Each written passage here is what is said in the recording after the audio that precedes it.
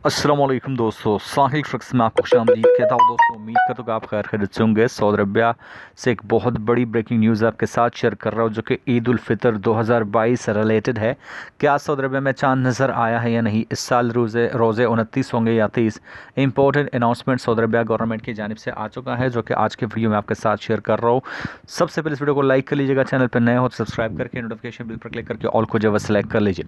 तो finally Saudi Arabia government की जानिब से ऑफिशियल अनाउंसमेंट आ चुका है कि कल सऊदी अरबिया में रोज़ा रखा जाएगा। जो शव्वाल का चांद है वो नज़र नहीं आया और इस साल रमज़ानुल मुबारक के रोज़े मुकम्मल 30 होंगे। कल सऊदी अरबिया में रोज़ा रखा जाएगा और जो ईद है वो पीर के दिन जो है वो मनाई जाएगी। पीर के दिन जो है वो ईद उल फितर का पहला दिन सऊदी अरबिया में मनाया जाएगा। जहाँ तक पाकिस्तान की बात है, होपफुली इस साल पाकिस्तान पीर के दिन जो है वो ईद सऊदी अरबिया के साथ जो है वो सेलिब्रेट करे। जहाँ तक सऊदी अरबिया की बात की जाए तो शव्वाल का चांद नज़र नहीं आया और ईद उल फितर का पहला दिन पीर को जो है वो मनाया जाएगा।